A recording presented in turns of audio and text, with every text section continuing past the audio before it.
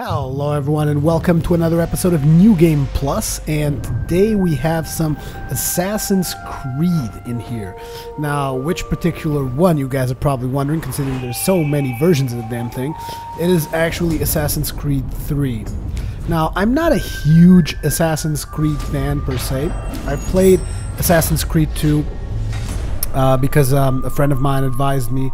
And I don't know, it was something that I wanted to get some games that were in that were discounted or something, and I asked a friend and he advised me to go and get Assassin's Creed 2.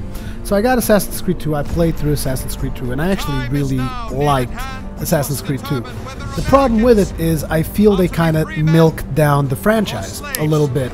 They kind of exploited the hell out of the Ezio Auditore storyline. I felt it was a little bit too much. And that's why I still haven't gotten Revelations. I still haven't even finished Brotherhood, and I believe that a lot of people are kind of in the same boat as me.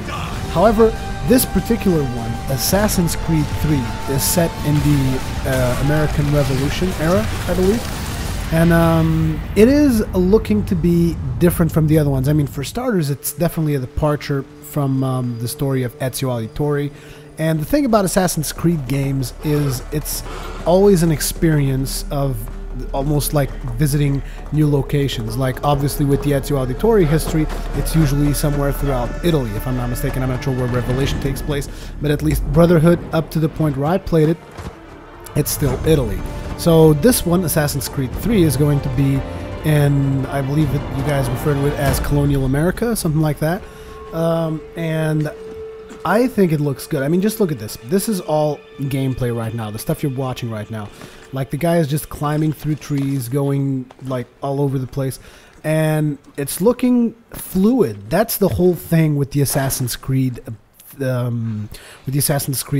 was going to say genre, but I should say the Assassin's Creed franchise, is the fluidity of how stuff happens. Everything is always so fluid. Here you can see him hunt, what is this, a deer? Yeah, it looks like a deer.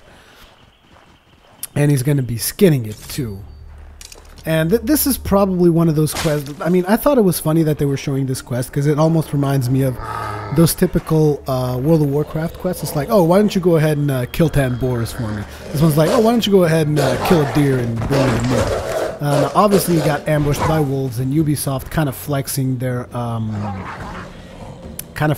animation department, because I think that Ubisoft does a lot of good work on animations. Something new there, an improvement that I haven't really seen, at least in Brotherhood up to this point, which is the counter, a quick time counter that you can do. You saw as the wolves were jumping to him, you could press a button and you would dodge the wolves, and there was a point where he pressed the button and he got an immediate kill counter.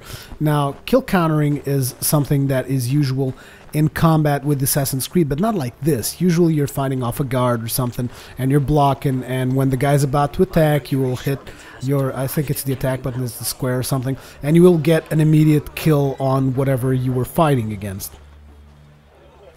So, I mean, this one looks a little bit different with that whole wolf thing, but here he's basically handing in that, that quest of picking up some meat. Basically, there seems to be a lot of quests that you can do. Now, in 2, most of the quests were storyline. There were a couple of side quests, but not a whole lot. It seems that in this one, they're kind of pushing a little bit more with the side quests, but there's obviously always the main storyline of the Assassin's Creed game, which is always amazing. Now, the hero of this particular, well, should I really call it the hero? Whatever. The main assassin guy is, I believe, called Connor. I'm not 100% sure on this. I didn't do a whole lot of research into the game. You know, that's just me. I don't do a whole lot of research on stuff. I just watch the stuff, see if I like it, or if I don't like it, and I give out my opinions on it.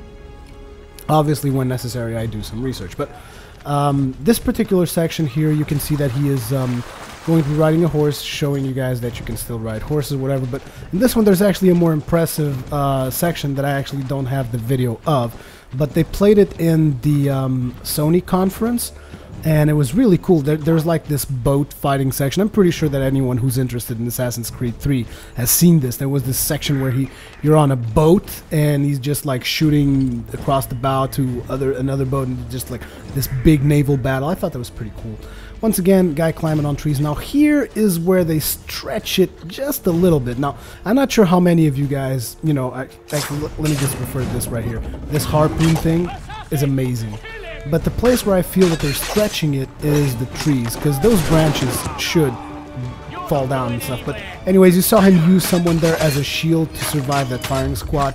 The combat is looking a lot cooler than on the previous Assassin's Creed games. It looks a lot more cinematic, as you can see there, but this is all, still seems it's all about those counter mechanics that I was talking to you guys about. You wait until someone attacks you, you press buttons at the right place, and everything else is pretty much done for you. So in case any of you guys are new to the Assassin's Creed series and you're thinking, man, am I going to be able to do that?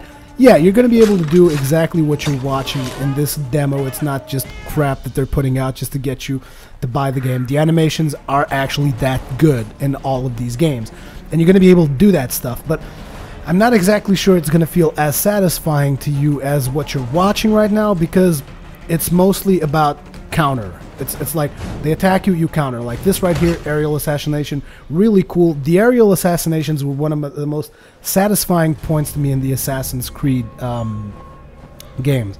I love doing the aerial assassinations. In fact, I usually even press R1, because it's when you press R1 you're doing high profile movements, so it's like a lot flashier and a lot less stealthy, so to speak, because you can kill people stealthily or you can kill them like flashy style, so to speak, which is like you're really doing this crazy ass kill. They're showing off a little bit of the parkour, because the amazing thing about the Assassin's Creed game, to me at least, is always that the character seems to put the hands in believable places, which is not something that you see in a lot of games. Like you will, like look there, him leaning over the trees, putting the hands in the trees and stuff. That kind of stuff is like amazing to me. And like if you were playing previous Assassin's Creed games, you will see that as he's climbing through buildings, sure, the animation is the same, but you'll notice his hand placement. Like he'll place his hands on the ledge of windows, he'll place his hands on places where it's actually believable that you can climb there using your hands. He will not just place his hands randomly like in a flat surface and keep on climbing. If you really notice these small details, it just enriches the experience. Now, the other guy told him to do a stealthy approach. I'm sorry, I don't really think that was very stealthy of you there, Connor, but just saying. Here, I think there was a missed opportunity to perform an aerial assassination, but didn't really happen, so whatever. His target is that guy over there. I liked the animation he did with the mohawk there in his hand. It was pretty cool.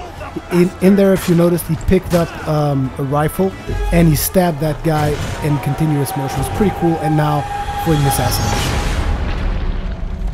And this is the Animus pretty much ending the simulation so that he can talk to the target as he does in previous Assassin's Creed game. Hope you guys have enjoyed this episode of New Game Plus, and I will see you guys in the next one.